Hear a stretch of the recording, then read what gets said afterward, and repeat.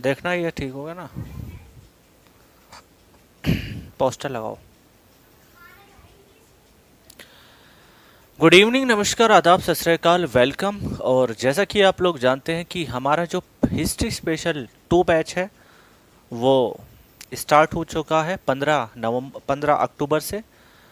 और जैसा कि आप लोग जानते हैं कि इसकी जो रजिस्ट्रेशन है वो 12 अक्टूबर से स्टार्ट हो गए थे, और जिसमें कि हमने 16 अक्टूबर तक के लिए इसके लिए ओपन रखे थे। तो उसके बाद किसी का भी एडमिशन नहीं होगा। और इसकी जो क्लासेस हैं वो 2 क्लासेस हो चुकी हैं, जिसमें पहली क्लास हुई थी सिलेबस की और दूसरी क्लास हुई थी एक इंट्रोडक्शन क्लास, जो है भारत में यूरोपियन का आगमन के रूप में। ठीक है, आज हम जो पढ़ने वाले हैं वो पेड क्लास के रूप में पढ़ेंगे, चूंकि 2 क्लासेस डेमो की थी। और अब ये क्लासेस जो है उन्हीं बच्चों की चल रही है जिन बच्चों ने जो है एडमिशन ले लिया है और वो इस बैच में इनरोल हो चुके हैं। ठीक है, तो मैं फिर से आपका स्वागत करता हूं जितने भी बच्चे हैं। Thank you very much to all of you. और जो है आप बेहतर पाएंगे हिस्ट्री स्पेशल 1 बैच से इस बैच को, और इसमें हिस्ट्री का जो दायरा होगा वो काफ़ी अधिक होगा।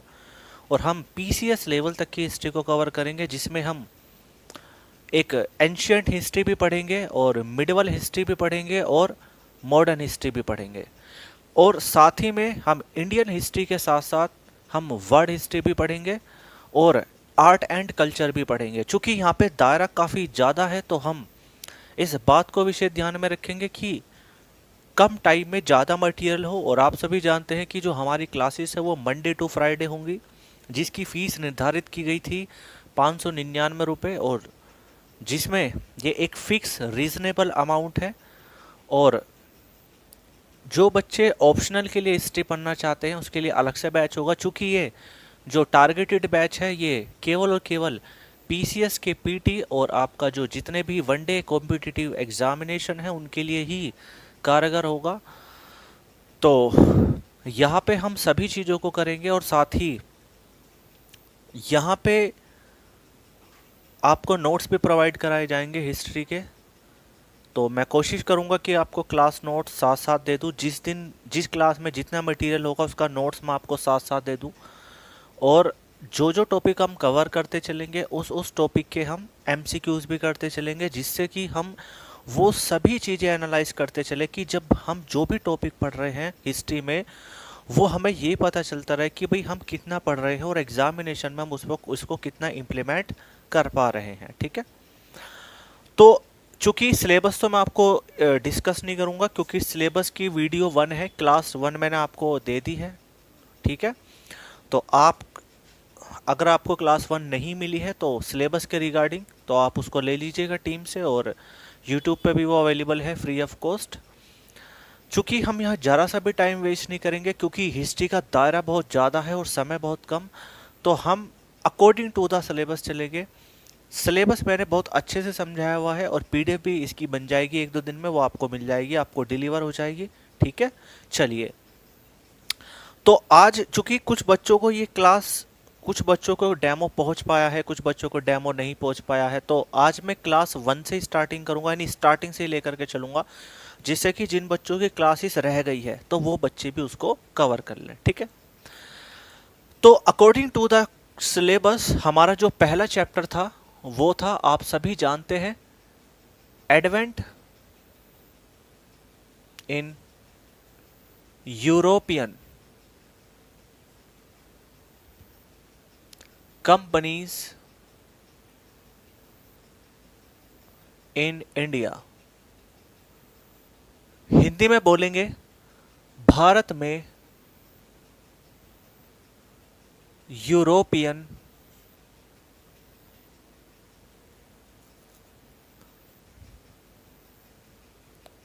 कंपनियों का आगमन।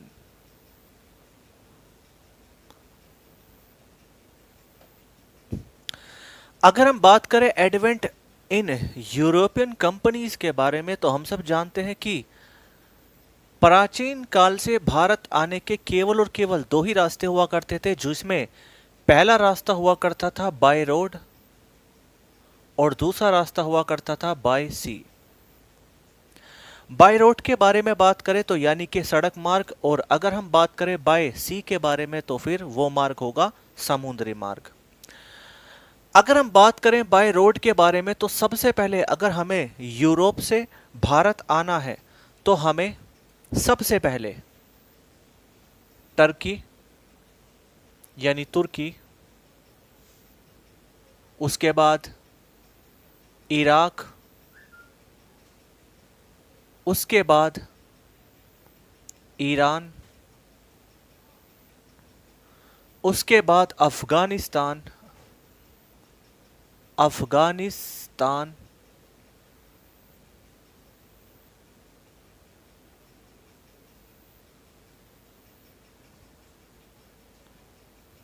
से होते हुए हमें पास को पार करना होगा, यानी कि हमें दर्रों से होकर के निकलना होगा।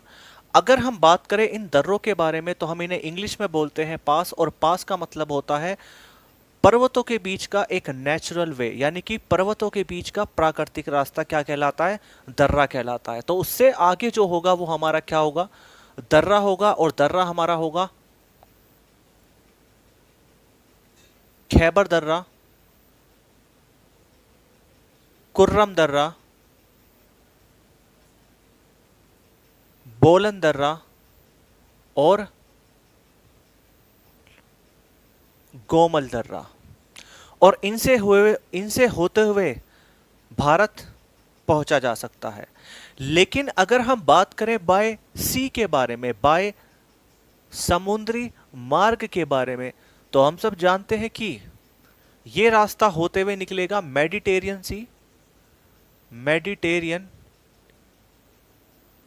सी यानी के भूमध्य सागर,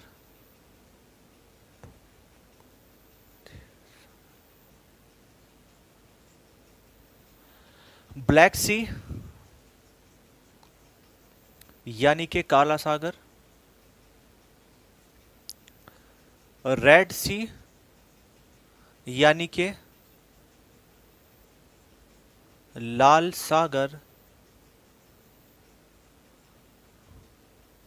उसके बाद बे ऑफ पर्शिया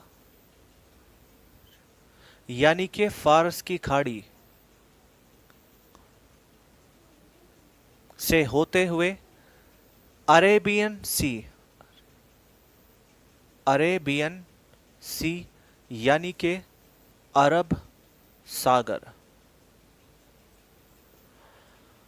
तो अगर हम बात करें कि अगर हमें समुद्री मार्ग से आना है तो हमें मेडिटेरियन सी यानी के भूमध्य सागर, ब्लैक सी यानी के काला सागर और रेड सी यानी के लाल सागर, बे ऑफ पर्शिया यानी के फारस की खाड़ी और अरेबियन सी यानी के अरब सागर से होते हुए भारत का रास्ता आता है। तो अगर हम बात करें यूरोपियन कंपनीज के बारे में तो यूरोप से भारत आने के केवल दो ही रास्ते हुआ करते थे, जिसमें पहला रास्ता था बाय रोड, जिसमें हमें तुर्की के बाद ईरान, इराक के बाद ईरान और ईरान के बाद अफगानिस्तान से होते हुए हमें कुछ दर्रों को पास करना होता था, कुछ दर्रों को पार करना होता था, और वो दर्रे पड़ते हैं खैबर, कुर्रम, बोलन और गोमल। लेकिन अगर हम बात करें समुद्री मार्ग के बारे में तो समुद्री मार्ग के लिए हमें सबसे पहले भूमध्य सागर को पार करना होगा, उसके बाद काला सागर, उसके बाद लाल सागर, उसके बाद फारस की खाड़ी और उसके बाद अरब सागर। ठीक है, तब जाकर के यूरोपियन जो लोग थे वो भारत आ सकते थे। लेकिन हम सब जानते हैं कि अगर हम बात करें 1453 के बारे में, यानी कि 1453 में एक उस्मानी सल्तनत जो कि तुर्की में रूल किया करती थी, उसने एक जगह पड़ती है कस्तूनतूनिया नामक जगह पर, जो कि तुर्की में पड़ती है, उस पे अपना अधिकार स्थापित कर लिया। अब चूंकि जब उसने कुस्तुनतूनिया पर अधिकार किया तो इसके साथ साथ इन्होंने फारस की खाड़ी और अरब सागर के साथ साथ इनका अधिकार तुर्की में भी हो गया। तो अब ऐसे में कैसे पॉसिबल हो सकता है कि यूरोपियन जो लोग हैं वो भारत पहुंचे? क्योंकि हम सब जानते थे कि यूरोपियन जो लोग थे वो पूरी तरीके से निर्भर थे भारत और इंडोनेशिया पर। किस चीज के लिए? मसालों के लिए। और हम सब जानते थे कि हमारे भारत देश के जो मसाले थे वो पूरे यूरोप में जाया करते थे, और चूंकि हमारा देश एक धनी देश भी था और इसे सोने की चिड़िया भी कहा जाता था, तो ये तो लाजमी बात है कि यूरोपियन जो लोग थे उनकी निगाह केवल और केवल भारत पे टिकी थी, क्योंकि उनको ये था कि एक तो भारत धनी देश है, ऊपर से जितने भी मसालों का जो भी व्यापार होता है वो भारत में ही होता है, और चूंकि यूरोप भी पूरा का पूरा भारत पे ही निर्भर था, तो ऐसे में अब भारत कैसे पहुंचा जाए, ये एक बड़ी समस्या थी। तो अब क्या हुआ, ऐसी कंडीशन में इन्होंने सोचा कि कोई नया रास्ता खोजा जाए भारत जाने के लिए। तो तब हम सब जानते हैं 1494 में, यानी कि 1494 ईस्वी में, एक नाविक जिसका नाम था कोलंबस, कोलंबस नाम का एक नाविक, कोलंबस नाम का एक आदमी, जो कि स्पेन की राजधानी मैड्रिड से अपना जहाज लेकर के भारत की खोज के लिए निकला। और जब यह भारत की खोज के लिए निकला तो इसको किसी दूसरी दिशा में जाना था, लेकिन किसी और दिशा में जाकर के ये पहुंच गया, यानी कि इसका जहाज गलत दिशा में जाने के कारण इसने किसकी खोज की? इसने खोज की अमेरिका की। लेकिन ये भारत की खोज करने में नाकामयाब रहा। और चूंकि हम सब जानते हैं कि इतिहास किसी और के नाम ही लिखा था, तो यहां पे फाइनली 1497 में एक व्यक्ति निकला जिसका नाम था वास्को डिगामा, और इस वास्को डिगामा ने 90 दिन की समुद्री यात्रा में फाइनली 1498 में ये भारत पहुंचा, और भारत पहुंचा कालीकट तट पे, जो कि केरल में पड़ता है। और इस तरीके से भारत की खोज हुई। तो हम बचपन से यही तो पढ़ते आ रहे हैं कि भारत की खोज किसने की, तो is known as Vasco da Gama. तो अभी तक हमने पढ़ा कि भारत आने के दो ही रास्ते थे, जो कि बाय रोड और दूसरा बाय सी। चूंकि एक उस्मानी सल्तनत ने फारस की खाड़ी और अरब सागर के साथ साथ तुर्की पे भी अपने अधिकार स्थापित कर लिया था, तो ऐसी कंडीशन में यूरोपियन के लिए तो रास्ते ही बंद हो गए। तो अब चूंकि उनको नीड थी गरम मसालों की, और वो ये भी देख रहे थे कि भारत एक धनी देश भी है, तो ऐसी कंडीशन में उनके लिए एक चुनौती बन गया कि भारत जाने के लिए एक नया रास्ता खोजा जाए जो कि समुद्री रास्ता हो। ठीक है, तो उस टाइम इन्होंने 1494 में एक नाविक निकला भारत की खोज के लिए जिसका नाम था कोलंबस, और वो स्पेन की राजधानी मैड्रिड से निकला। चूंकि इसका जहाज, ऐसे इतिहासकार कहते हैं कि इसका जहाज गलत डायरेक्शन में जाने पर ये भारत की खोज तो नहीं कर पाया, लेकिन ये अमेरिका की खोज करके आ गया, यानी कि अमेरिका की इसने खोज की। उसके बाद एक व्यक्ति था जिसका नाम था Bartholomew Dias, Bartholomew Dias, Bartholomew Dias. और इस बार्थोलोमो डियास ने भी भारत की खोज के लिए प्रयत्न किया, और ये जो निकला ये 1487 में भारत की खोज के लिए लिखना, लेकिन ये केवल कहां तक पहुंच पाया? ये पहुंच पाया केप ऑफ गुड होप तक। कहां तक पहुंच पाया? केप ऑफ गुड होप तक, जिसे हम हिंदी में बोलते हैं आशा अंतरीप। क्या बोलेंगे? आशा अंतरीप। लेकिन एक्चुअल में केप ऑफ गुड होप है क्या? तो this is a most southern part of Africa, क्योंकि आप सभी जानते होंगे कि एक वर्तमान में जगह है केप टाउन। तो केप टाउन जो कि साउथ अफ्रीका में है, उसी को ही पहले क्या कहते थे, केप ऑफ गुड होप कहते थे। और आप सभी जानते हैं कि केप ऑफ गुड का मतलब होगा most southern part of Africa, यानी कि अफ्रीका का सबसे दक्षिणी भाग। ठीक है।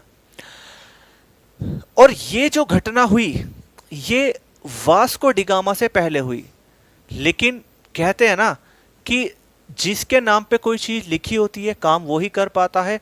तो फाइनली 1497 ईस्वी में एक पुर्तगाली जिसका नाम था वास्को डी गामा भारत की खोज के लिए निकला। और ये जो निकला ये अपने जहाज के साथ जिसका नाम था साओ गैब्रियल गैब्रियल साओ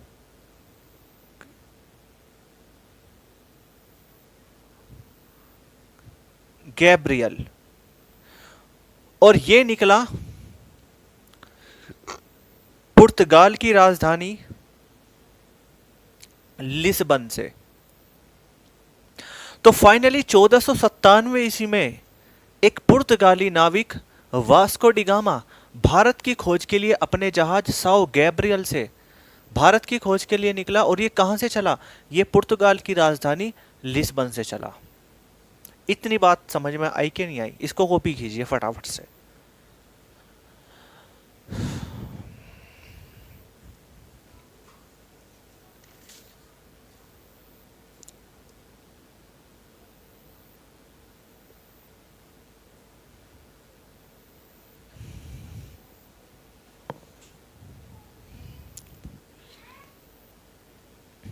देखो यहां पे मैं पूरी कोशिश करूंगा कि आपको बायलैंग्वेज समझाऊं, टोटली इंग्लिश में भी समझाऊं, हिंदी में भी समझा दूं, जिससे कि दायरा थोड़ा सा ज़्यादा हो जाए चीज़ों में और आपको कभी भी कोई चीज़ ट्रांसलेट ना करनी पड़े। आपको जो इसके कंसेप्ट हैं वो आपको पूरी तरीके से क्लियर हो। ठीक है।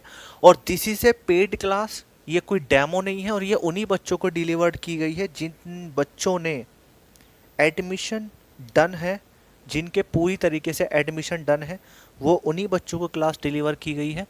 क्योंकि केवल मैंने क्लास 2 या 3 ही प्रोवाइड की थी यूट्यूब पे। चलिए भाई, तो आई होप आपको ये चीज़ें क्लियर हो गई होंगी। अब हम बढ़ते हैं थोड़ा सा आगे। तो फाइनली हम सब जानते हैं कि भारत की खोज के लिए पहले कोलंबस निकला जो कि फेल हो गया और वो अमेरिका पहुंचा। उससे पहले कोशिश की 1487 ईस्वी में, यानी कि 1487 में बार्थोलोमियो डियास ने, और वो कहाँ तक पहुंच पाया, केप ऑफ गुड होप तक। और उसके बाद फाइनली 10 साल बाद एक व्यक्ति निकला जिसका नाम था वास्को डिगामा, जो कि एक पुर्तगाली था। और ये पुर्तगाल की राजधानी लिस्बन से निकला अपने जहाज साओ गैब्रियल से। तो अब हेडिंग डालेंगे पुर्तगाल यानी कि पोर्टुगीज, क्योंकि हम सब जानते हैं कि भारत आने वाला जो सबसे पहला था वो पुर्तगाली था, उसके बाद डच था, डच लोग रहे। तो इस तरीके से हम सभी चीज़ें एक सीरियल वाइज पढ़ते चलेंगे जिससे कि हमें चीज़ें क्लियर होती रहें और हमें ये भी एक सीक्वेंस में पता चलता रहे कि कौन कब आया। क्योंकि हम सब जानते हैं कि एग्जामिनेशन में क्वेश्चन ये भी पूछा जाता है कि बताइए निम्नलिखित प्रश्न में कौन सी ऐसी संख्या दर्शाती है जो भारत में यूरोपियन का आने का क्रम दर्शाती है। यानी कि आपको एक सीरीज दे देगा और उसमें बताएगा कि कौन क्रम दर क्रम भारत आया। ठीक है। चलिए, तो हेडिंग डालेंगे, सबसे पहले जो भारत आए वो पोर्टुगीज आए, यानी कि पुर्तगाली। ठीक है। अगर हम बात करें वास्को डिगामा के बारे में, तो हम सब जानते हैं कि ये जो व्यक्ति था वो 1497 ईस्वी में भारत की खोज के लिए निकला एक आदमी जिसका नाम था वास्को डी गामा। और ये जो निकला ये पुर्तगाल की राजधानी लिस्बन से निकला और अपने जहाज साओ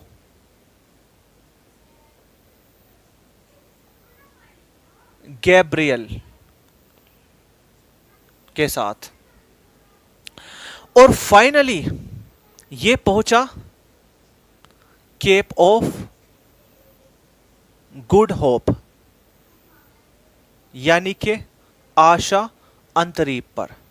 और इसने यहां पे आकर के एक नेविगेटर की मदद ली, यानी कि एक पथ प्रदर्शक की मदद ली जिसका नाम था अब्दुल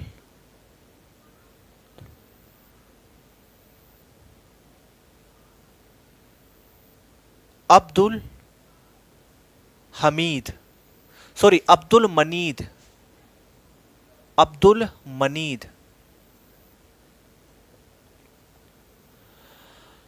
जो कि एक क्या था, नेविगेटर था, एक पथ प्रदर्शक था।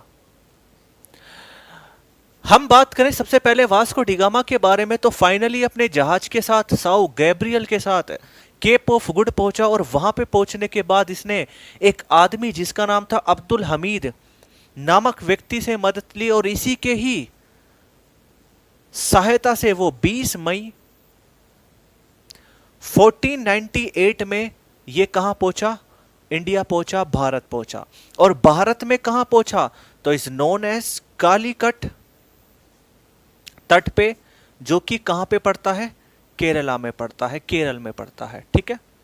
और अगर आपसे पूछ ले कि बताइए कालीकट में भी कहां पर पहुंचा, ऐसे क्वेश्चन पूछ लेता है डीप में कि बताइए कालीकट में भी कहां पहुंचा, तो इज नोन एज, आप सभी जानते हैं कालीकट पे एक जगह पड़ती है कपक डाबू बंदरगाह, कपक डाबू बंदरगाह, कपक डाबू बंदरगाह पर, ठीक है।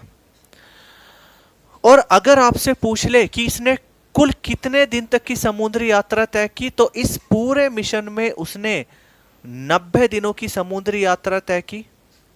आपसे पूछ सकता है कि बताइए ये किसका प्रतिनिधि बनकर के आया था, चूंकि हम सब जानते हैं कि ये पुर्तगाली था और पुर्तगाल से आया था, तो ये जो प्रतिनिधि बनकर आया था वो बनकर के आया था पुर्तगाल के राजा, यानी पुर्तगाल के जो किंग थे जिनका नाम था प्रिंस हेनरी, प्रिंस, या ऐसे लिख लो, एक मिनट जरा रजिस्टर देना, या फिर ऐसे लिख लीजिएगा, पुर्तगाल के राजा डॉन हेनरिक, डॉन हेनरिक, और इन्हीं को ही कहते हैं प्रिंस हेनरी।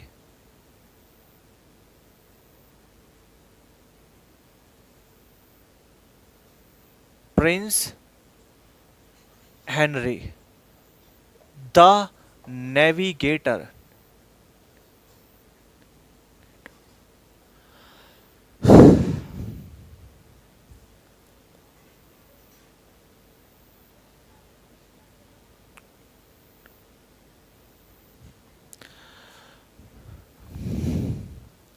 तो आपसे पूछ लेगा कि बताइए जो वास्को डी गामा थे वो किसके प्रतिनिधि बनकर गए थे, तो इज नोन एज, जो पुर्तगाल के राजा थे डॉन हेनरिक, और जिन्हें प्रिंस हेनरी भी कहते हैं, यानी कि प्रिंस हेनरी द नेविगेटर। और ये भी याद रखेंगे कि जब ये इंडिया पहुंचे, यानी जब भारत पहुंचे, तो इनका स्वागत वहां के एक लोकल रूलर, एक लोकल रूलर जिसका नाम था, यानी कि एक स्थानीय शासक यानी कि राजा भी कह सकते हैं, जिसका नाम था जामोरिन।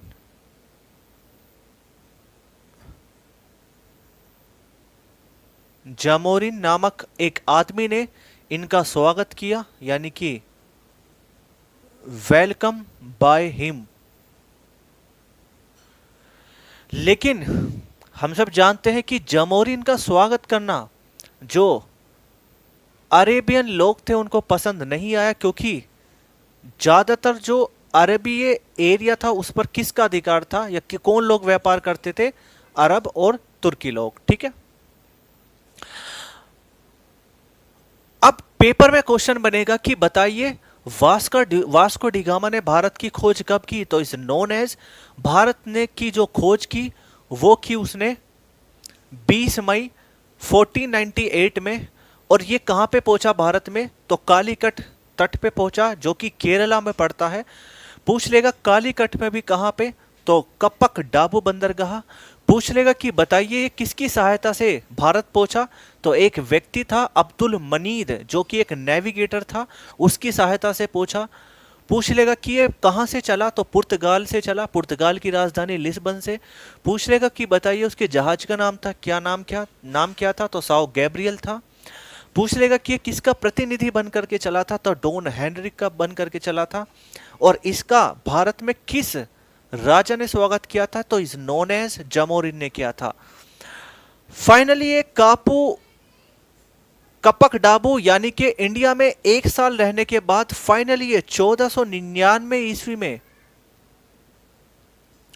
वास्को डिगामा वापस चला गया और अपने साथ एक नायाब चीज लेकर के गया, जिसका नाम था ब्लैक पेपर, यानी कि काली मिर्च। और जब ये काली मिर्च लेकर के यूरोप पहुंचा तो इसने इस काली मिर्च को 60 गुना प्रॉफिट पे उसको बेचा। ठीक है, तो पूछ लेगा कि बताइए वास्को डिगामा भारत से कब गया? तो 1499 ईस्वी में गया। पूछ लेगा कि वास्को डिगामा कितने समय तक भारत रहा? तो केवल 1 साल तक रहा अभी तक। और उसके बाद अपने साथ ब्लैक पेपर यानी काली मिर्च लेकर के पहुंचा, और जिसको उसने 60% प्रॉफिट पर बेचा, 60% प्रॉफिट पर बेचा यूरोप में। आपसे यह भी पूछा जा सकता है कि बताइए जो वास्को डिगामा था वो भारत में कितने बार आया? तो हम सब जानते हैं कि वो भारत में 3 बार आया, जिसमें पहला था 1498 ईस्वी में, दूसरा 1502 ईस्वी में, और तीसरा 1524 ईस्वी में भारत का वारसराय बनकर। ठीक है, तो नोट कर लीजिएगा इसको। हाँ, एक क्वेश्चन और पूछा जा सकता है कि बताइए जो ये वास्को डिगामा था वो भारत से तो निकला, भारत से वापस गया, लेकिन कहां से गया? तो 1499 में ये जब गया भारत से, तो फ्रॉम भारत में जगह पड़ती है गोवा, तो ये गोवा से वापस रिटर्न हुआ। ठीक है, इस बारे में विशेष ध्यान रखेंगे। चलिए, तो आई होप आपको ये चीजें क्लियर हो रही होंगी। अब हम पढ़ते हैं थोड़ा सा आगे।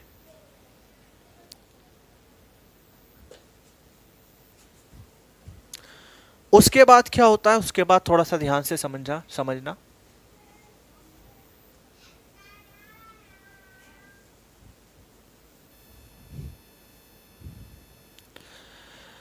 अगर हम बात करें वास्को डिगामा के बारे में, तो वो 1499 में भारत से चला गया, और कहां से गया? गोवा से। और अपने साथ क्या लेकर के गया?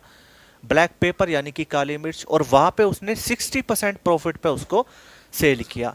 अब उसके बाद एक सेकंड यानी कि द्वितीय पुर्तगाल आया, जिसका नाम था, जो कि 1500 ईस्वी में आया, और जिसका नाम था Pedro Alvares. Pedro Alvares, Pedro अल्वेरेज।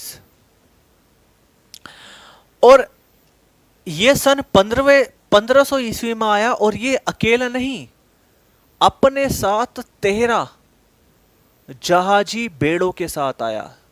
13 जहाजी बेड़ों के साथ आया।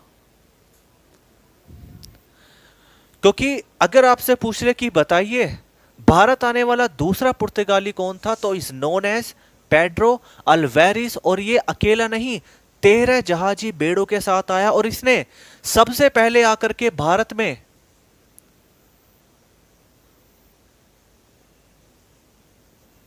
कोचीन के शासक और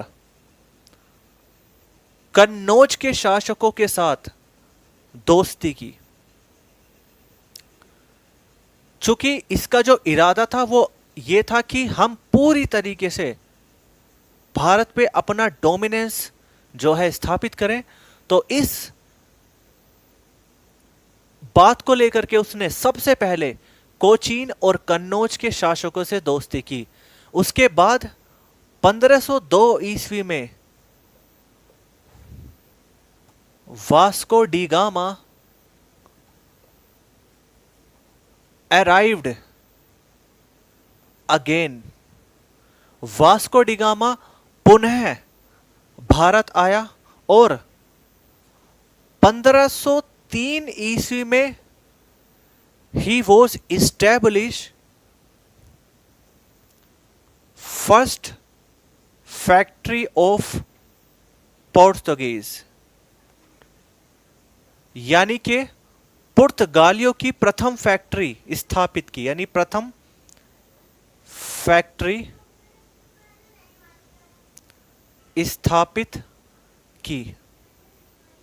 और कहां पे स्थापित की, तो is known as Cochin. Cochin में अपनी प्रथम फैक्ट्री स्थापित की।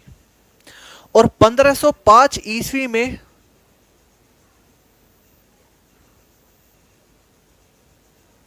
सेकंड फैक्ट्री इस्टेब्लिश ऑफ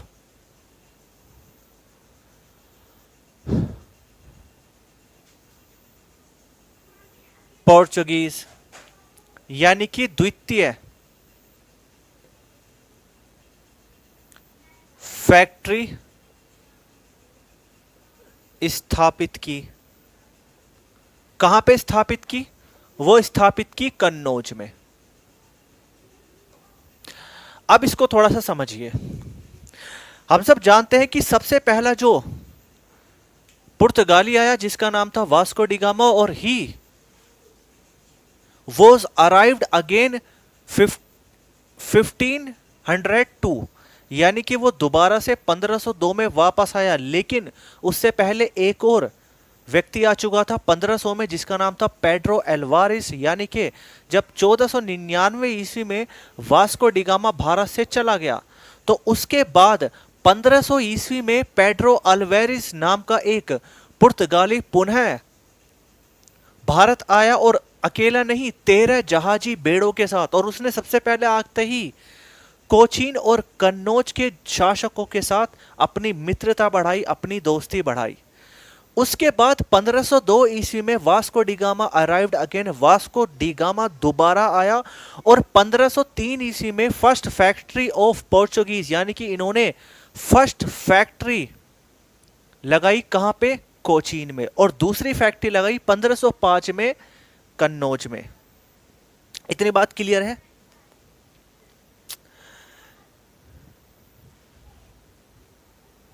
लेकिन अगर हम बात करें आगे, तो हम सब जानते हैं कि भारत में प्रशासनिक रूप से अपनी मजबूती दिखाने के लिए उन्होंने 1505 ईस्वी में फर्स्ट गवर्नर बना करके भेजा, जिसका नाम था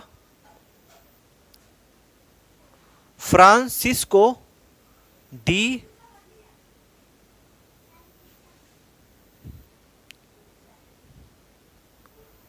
अल्मीडा। फ्रांसिस्को डी अल्मीडा को। और ये जो व्यक्ति रहा ये 1505 से लेकर के 1509 तक रहा। जब ये भारत आया तो उस समय अगर हम बात करें अरबियन सी और बे ऑफ पर्शिया की, यानी कि अरबिय सागर और फारस की खाड़ी के बारे में, तो वहां पे जो डोमिनेंस था, वहां पे जो व्यापार करते थे वो अरब के लोग और तुर्की लोग करते थे। और हम सब जानते हैं कि जब ये 1505 में भारत आया तो इसने सोचा कि जो अरब है, यानी कि जो अरब सागर है और जो फारस की खाड़ी है, वहां से इनका डोमिनेंस खत्म करना होगा और वहां से इनका पूरी तरीके से व्यापार बंद करना होगा। तो इसी नीति से उसने, इसी सोच से उसने एक नीति अपनाई जिसका नाम था blue water policy. Blue water policy. और इस ब्लू वाटर पॉलिसी को हिंदी में बोलते हैं नीली जल नीति। नीली जल नीति। एग्जाम में पूछ लेगा कि बताइए नीली जल नीति किसके द्वारा अपनाई गई थी, किस पुर्तगाली गवर्नर के द्वारा अपनाई गई थी? तो इज नोन एज, आंसर है फ्रांसिस्को डी अल्मेडा, जिसका टेन्योर रहा 1505 से लेकर के 1509 तक। और इसने जब देखा कि पूरे अरब सागर का पर और पूरी फारस की खाड़ी पर अरबियों और तुर्कियों के लोगों का ही अधिकार है, तो उसने ये सोचा कि क्यों ना ये अधिकार पुर्तगालियों का हो। तो उसने उनको उस अधिकार को समाप्त करने के लिए, उनका अधिकार समाप्त करने के लिए एक नीति अपनाई जिसका नाम था ब्लू वाटर पॉलिसी। और इस ब्लू वाटर पॉलिसी के तहत ही इसने अरेबियन और तुर्की लोगों के बेड़ों को पराजित किया और फाइनली अरब सागर व फारस की खाड़ी पर अधिकार किया। और अधिकार करने के बाद इसने पुर्तगालियों को सागर का स्वामी कहा। क्या कहा? सागर का स्वामी। और पुर्तगालियों के साम्राज्यों को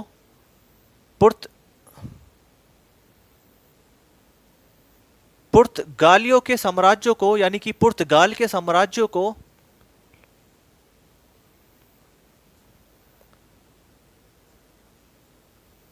एस्तांदो दी इंडिया कहा। एस्तांदो दी इंडिया कहा। ठीक है, नोट कीजिएगा।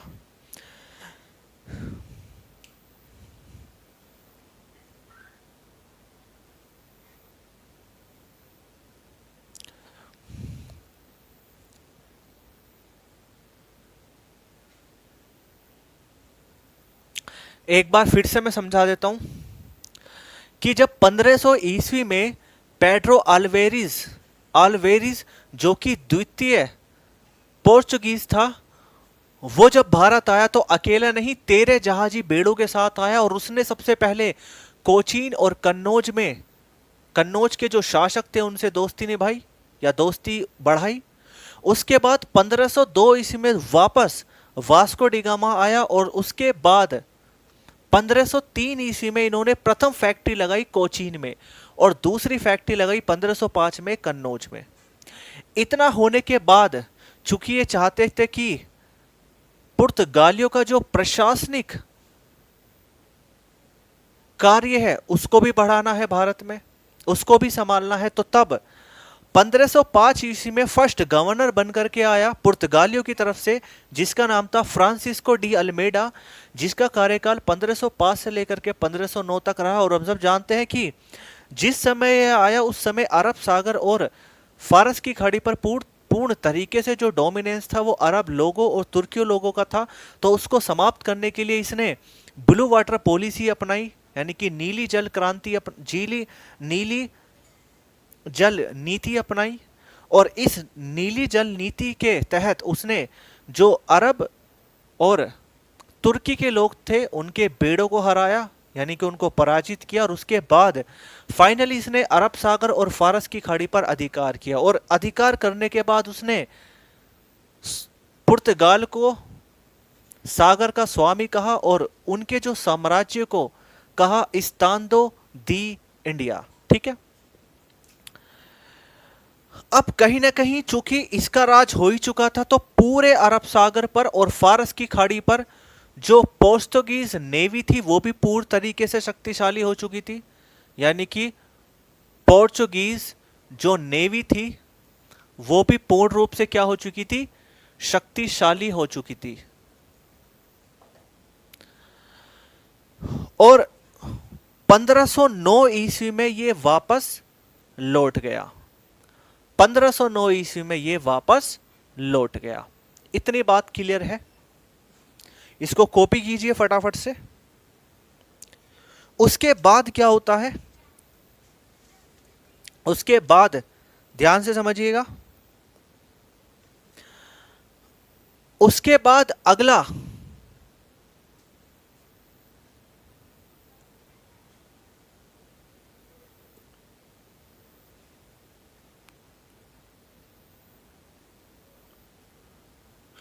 जो गवर्नर बनकर के आता है, यानी कि सेकंड गवर्नर जो बनकर के आता है वो है अल्फांसो डी अल्मीडा, जो कि बहुत ही ज्यादा, सॉरी, अल्फांसो डी अल्बुकर्क। ठीक है, अल्फांसो डी अल्बुकर्क। तो अगला जो सेकंड गवर्नर बनकर के आया भारत, वो आया 1509 से लेकर के 1515 तक, जिसका नाम था, ये सेकंड गवर्नर बनकर के आया, सेकंड गवर्नर, और इसका नाम था अल्फांसो डी अल्बुकर्क, यानी कि अल्फांसो डी अल्बुकर्क। अगर हम बात करें अल्फांसो डी अल्बुकर्क के बारे में, तो इसी को ही एक्चुअल फाउंडर ऑफ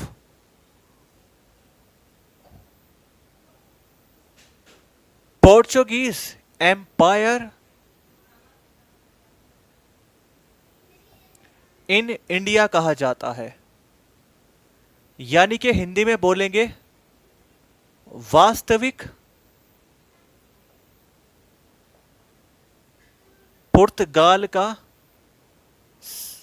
पुर्तगाल साम्राज्य का संस्थापक।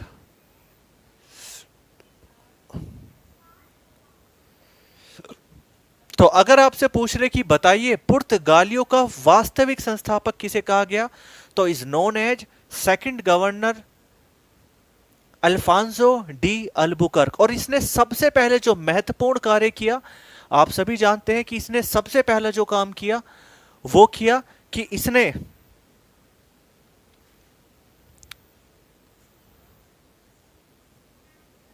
(1503) ईस्वी में पुर्तगाली के लिए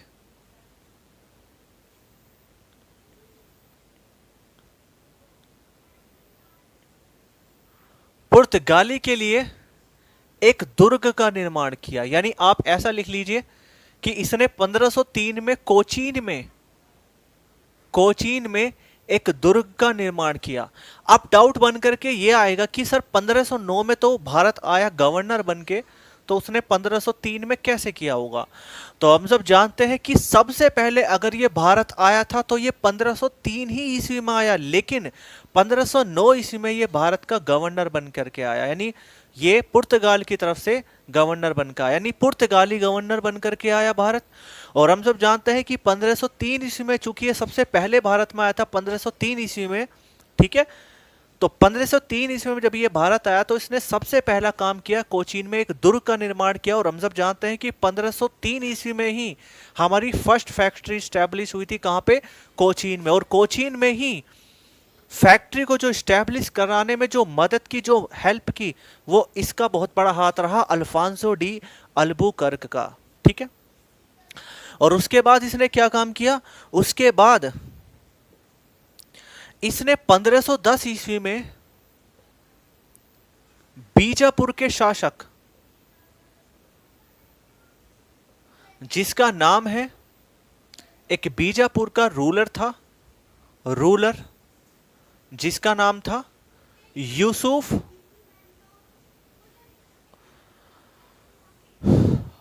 आदिल शाही, इस पर इसने क्या किया? इस पर इसने आक्रमण किया। और आक्रमण करने के बाद फाइनली इससे गोवा को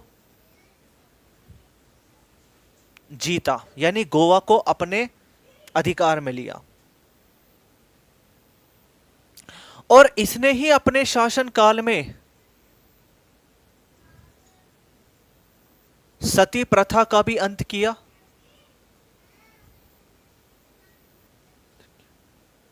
इसने ही अपने शासनकाल में सती प्रथा का भी अंत किया। और फाइनली 1515 ईस्वी में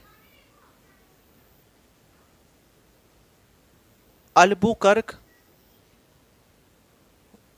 डाइड, यानी अल्बुकर्क की क्या हो गई? भारत में मृत्यु हो गई।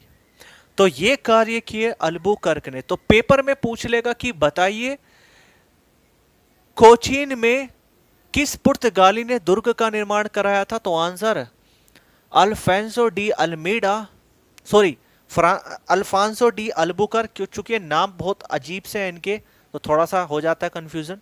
Alphonso de Albuquerque. पूछ लेगा कि बताइए गोवा को किसने प्राप्त किया? तो गोवा को अल्फांसो डी अल्बुकर्क ने प्राप्त किया। किससे प्राप्त किया? यूसुफ आदिल शाही से 1510 ईस्वी में।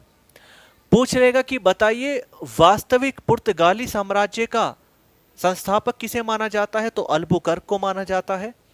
और सती प्रथा का अंत भी इसने अपने समय में किया, और ये सेकंड गवर्नर भी रहा। और एक बहुत ही महत्वपूर्ण बात, भारत में अच्छी किस्म के आम, जिसका नाम है अल्फांसो, उसकी खेती शुरू की। और कहां पे? भारत में। तो सबसे पहले भारत में शुरू की, कहां पे? रत्नागिरी में। कहां पे शुरू की? रत्नागिरी में।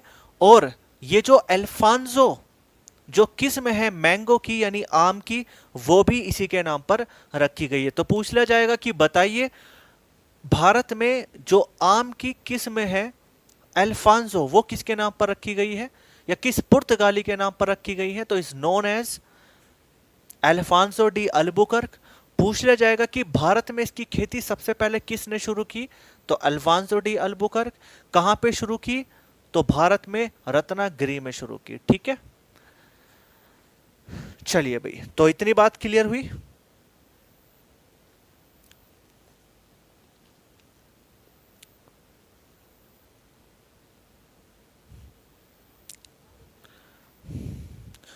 अब बात करते हैं नेक्स्ट, यानी कि थर्ड गवर्नर ऑफ पोर्चुगीज, यानी कि तीसरा गवर्नर जो बनकर के आया भारत पुर्तगालियों की तरफ से, जिसका नाम था नीनो डी कुन्हा। क्या नाम था? Nino de Cunha. नाम बहुत अजीब है इनके, तो याद रखिएगा। 1529 से लेकर के 1538 तक एक पुर्तगाली जो कि थर्ड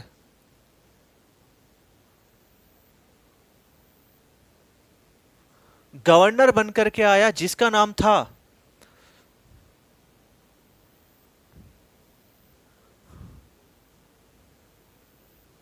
नीनो डी कुन्हा।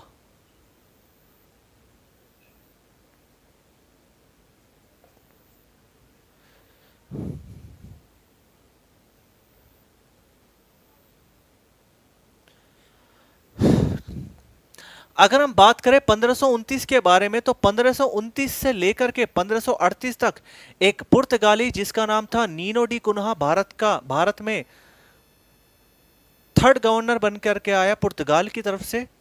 और हम सब जानते हैं कि इसने सबसे पहला जो काम किया वो किया कि 1545 ईस्वी में, सॉरी 1530 ईस्वी में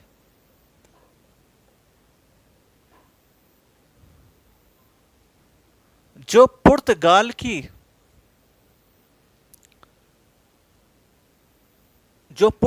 का मुख्यालय था, और कहां पे था मुख्यालय? कोचीन में। उसको ट्रांसफर किया कहां पे? गोवा में। कहां पे ट्रांसफर किया?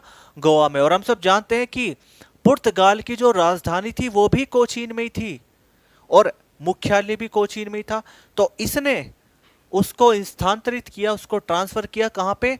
गोवा में। ठीक है, कहां पे स्थानांतरित किया? गोवा में किया।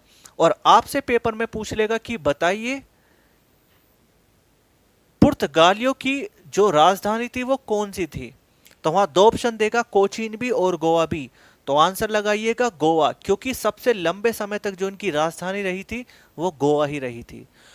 चूंकि अगर हम बात करें इसके समय के बारे में, तो इसके समय में एक मुगल एम्पायर हुआ करता था। मुगल एम्पायर मतलब मुगल शासक हुआ करता था, जिसका नाम था हुमायूं। और हुमायूं का पक्का दुश्मन था बहादुर शाह, जो कि ये रूलर था गुजरात का।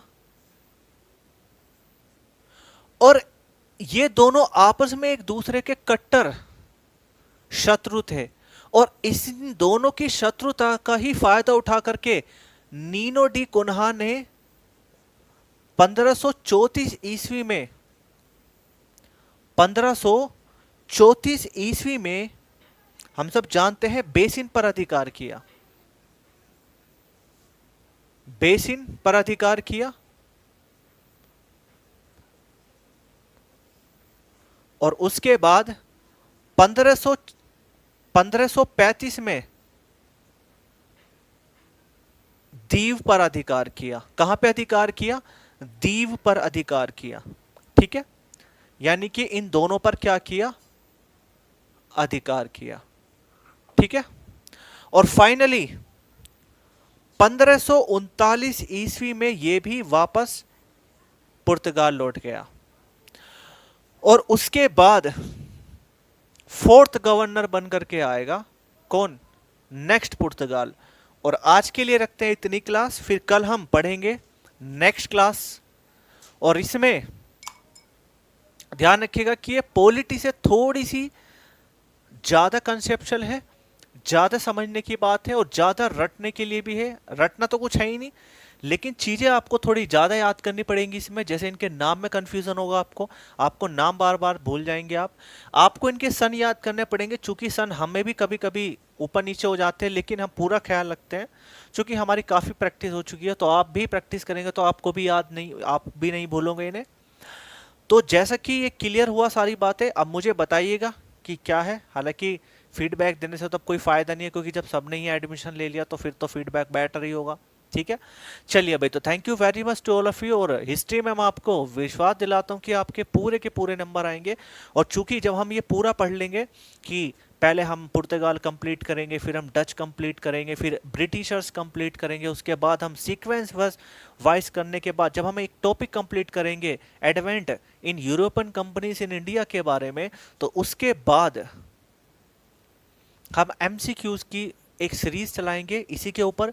जब वो सीरीज कंप्लीट होगी तब न्यू टॉपिक स्टार्ट होगा, बिकॉज अब की बार में हम साथ साथ पढ़ते चलेंगे, साथ साथ प्रैक्टिस करते चलेंगे। ठीक है, तो thank you very much to all of you. और कल हिस्ट्री का भी टेस्ट होगा, तो बाय बाय। जिन बच्चों का इतना मटेरियल तैयार है उनका भी टेस्ट होगा। Okay bye, good night, take care.